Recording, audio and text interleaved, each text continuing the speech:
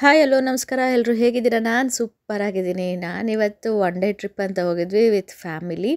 So ಹಾಗೆ ನಮ್ಮ H L ಕಡೆಯಿಂದ ಹೊರಟ್ರೆ ನೋಡಿ ಹೆಂಗಿದೆ ಗ್ರೀನರಿ. ಯಾವುದೇ ಸೆಂಟ್ರಲ್ ಗೌರ್ಮೆಂಟ್ ಆಫೀಸ್ ಕಡೆ ಹೋಗ್ತು ಅಂದರೆ ತುಂಬ ಗ್ರೀನರೀಸ್ ಇರುತ್ತೆ. ಸೊ ಅದೇ ಥರ ಎಲ್ಲರೂ ಮೇಂಟೈನ್ ಮಾಡಿ ಅಂತ ನಾನು ಕೇಳ್ಕೊತೀನಿ. ಹಾಗೆಯೇ ಮೈಸೂರು ಕಡೆ ಹೊರಟಿರೋದ್ರಿಂದ ಗಾಳಿ ಆಂಜನೇಯ ಟೆಂಪಲ್ಗೆ ಹಾಗೆ ವಿಸಿಟ್ ಮಾಡಿ ಕೋದಂಡರಾಮ ಸ್ವಾಮಿ ವಿಡಿಯೋ ಮಾಡ್ಕೊಳ್ಳೋಂಗಿಲ್ಲ ದೇವಸ್ಥಾನದಲ್ಲಿ, ಅದು ತಪ್ಪು ಬೈ ಮಿಸ್ಸಾಗಿ ಮಾಡಿಕೊಂಡೆ. ಹಾಗೆಯೇ ಗಾಳಿ ಆಂಜನೇಯನ ಮಾಡ್ಕೊಳ್ಳಲಿಲ್ಲ. ಹಾಗೆ ಮುಗಿಸ್ಕೊತ ಹಾಗೆ ಬಿಡದಿ ತಟ್ಟೆ ಇಡ್ಲಿ ಮಿಸ್ ಮಾಡೋಕ್ಕಾಗುತ್ತಾ? ಮೈಸೂರು ಕಡೆ ಹೋಗ್ತಾ ಇರೋದ್ರಿಂದ ಹಾಗೆ ಒಂದು ಪ್ಲೇಟ್ ತಟ್ಟೆ ಇಡ್ಲಿ ಎಲ್ಲ ತಿಂದ್ಕೊಂಡು ಹಾಗೇ ಹೊರಟ್ವಿ. ನಾವು ಹೊರಟಿರೋದು ಎಲ್ಲಿಗೆ ಅಂದರೆ ಗಗನಚುಕ್ಕಿ ಭರಚುಕ್ಕಿ ನೋಡ್ಕೊಬರೋಣ ಅಂತ. ಹಾಗೆ ಬಿಳಿಗಿರಿ ರಂಗಯ್ಯನ ಬೆಟ್ಟ. ಸೊ ಮಂಡ್ಯ ಕಡೆ ಹೋಗ್ತಾ ಇದ್ದರೆ ಫುಲ್ಲು ಗ್ರೀನರಿ. ಸೊ ನೋಡೋಕ್ಕೆ ಒಂಥರ ತುಂಬ ಖುಷಿಯಾಗುತ್ತೆ ಆ ಸೈಡು. ಯಾರಾದರೂ ಹೋಗ್ತಾ ಇದ್ದರೆ ಸ್ವಲ್ಪ ಯೂಸ್ಫುಲ್ ಆಗಲಿ ಅಂತ ಹೇಳ್ತಾ ಇದ್ದೀನಿ ಅಷ್ಟೇ. ಅಲ್ಲಿ ತುಂಬಾ ಟ್ರಾಫಿಕ್ ಇತ್ತು, ಏಕೆಂದರೆ ಇಡೀ ಬೆಂಗಳೂರೇ ಹೋಗ್ತಿದ್ದೇನೋ ಅನ್ನೋ ಥರ ಇತ್ತು. ಏಕೆಂದರೆ ಅಷ್ಟು ಆ ಬ್ರಿಡ್ಜ್ ಮಧ್ಯದಲ್ಲಿ ಒಂದು ಲೈನ್ ಹೋಗಬೇಕು, ಒಂದು ಸೈಡ್ ಹೋಗಬೇಕು, ಒಂದು ಸೈಡ್ ವೆಯ್ಟ್ ಮಾಡಬೇಕು. ತುಂಬ ಮಿನಿಮಮ್ ಹಾಫ್ ಆನ್ ಅವರೇ ತೊಗೊಳುತ್ತೆ ಈ ಬ್ರಿಡ್ಜ್ ಮೇಲೆ ಹೋಗೋದಕ್ಕೆ.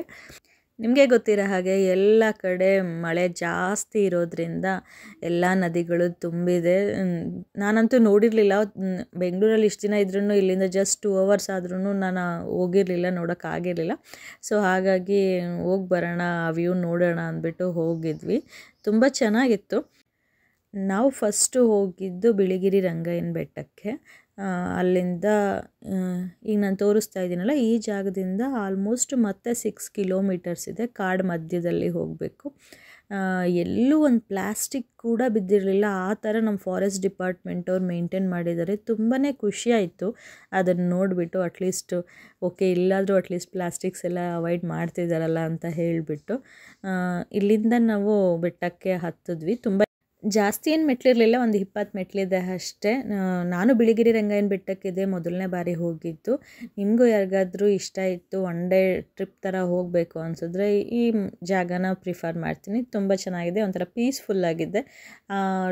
ಲಾಂಗ್ ಡ್ರೈವ್ ಹೋಗಬೇಕು ಅಂದ್ರೂ ಚೆನ್ನಾಗಿ ಅನಿಸುತ್ತೆ. ಇದು ಒಳಗಡೆ ಎಲ್ಲ ನಿಮ್ಗೆ ವಿಡಿಯೋ ಮಾಡಿಲ್ಲ, ಹೊರಗಡೆಯಿಂದ ವಿಡಿಯೋ ಮಾಡ್ಕೊಂಡಿದ್ದೀನಿ. ವ್ಯೂ ಅಷ್ಟೇ ಔಟ್ಸೈಡು ತುಂಬ ಚೆನ್ನಾಗಿದೆ.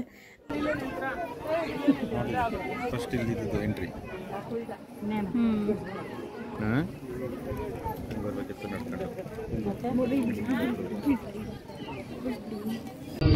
ಲಂಚ್ ಎಲ್ಲ ಮುಗಿಸ್ಕೊಂಡು ಅಲ್ಲಿ ನಮ್ಮಪ್ಪ ನೋಡಿ ನಮ್ಮ ಕಾರಿಗೆ ಜಂಪ್ ಮಾಡಿದ್ರು, ನನ್ನ ತಮ್ಮನ ಕಾರಿಂದ ನನ್ನ ಮಗನ ಜೊತೆ ಆಟ ಆಡ್ಕೊಂಡು ಬರೋದಕ್ಕೆ.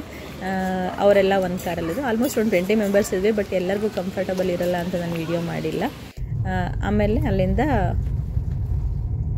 ಆವಾಗಲೇ ಹೇಳಿದ್ನಲ್ಲ ನೋಡಿ, ಅದೇ ಬ್ರಿಡ್ಜಿಂದ ಹೇಳ್ತಾರೆ ನೋಡಿ. ಬಸ್ ಒಂದು ಕಾರ್ ಹೋಗಲ್ಲ ಆ ಬ್ರಿಡ್ಜಲ್ಲಿ.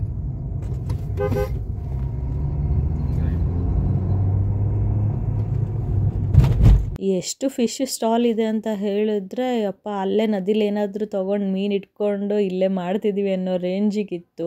ಅದನ್ನು ಎಲ್ಲ ತಿಂತಾಯಿದ್ರು, ಬಟ್ ನಾವಂತೂ ತೊಗೊಳ್ಳಿಲ್ಲ. ಹಾಗೆ ಹೋಗ್ತಾ ಅಲ್ಲೇ ಒಂದು ಟೆಂಪಲ್ ಕೂಡ ಇದೆ ವೆಂಕಟೇಶ್ವರ ಸ್ವಾಮಿದು, ಅದಕ್ಕೂ ವಿಸಿಟ್ ಮಾಡಿಬಿಟ್ಟು ಆಮೇಲೆ ಈ ವ್ಯೂನ ಎಂಜಾಯ್ ಮಾಡ್ಬೋದು. ಆ ವ್ಯೂ ಪಾಯಿಂಟಿಗೆ 5 o'clock ಲಾಸ್ಟು.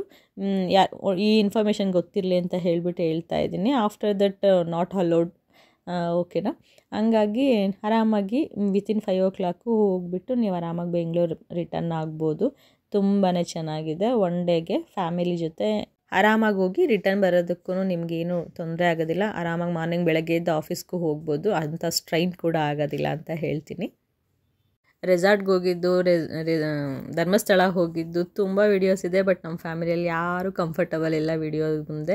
ಸುಮ್ಮನೆ ಯಾಕೆ ಬೇಕು ನಿಂಗೆ ಇವೆಲ್ಲ ಅಂತ ಹೇಳ್ತಾ ಇರ್ತಾರೆ. ಸೊ ಏನೋ ನನ್ನ ಹಾಬಿ ಥರ. So enjoy the life every moment ಅಂತ ಹೇಳಿಬಿಟ್ಟು ನಾನು ಇದನ್ನು ಮಾಡ್ತಾಯಿದ್ದೀನಿ. Thank you for watching.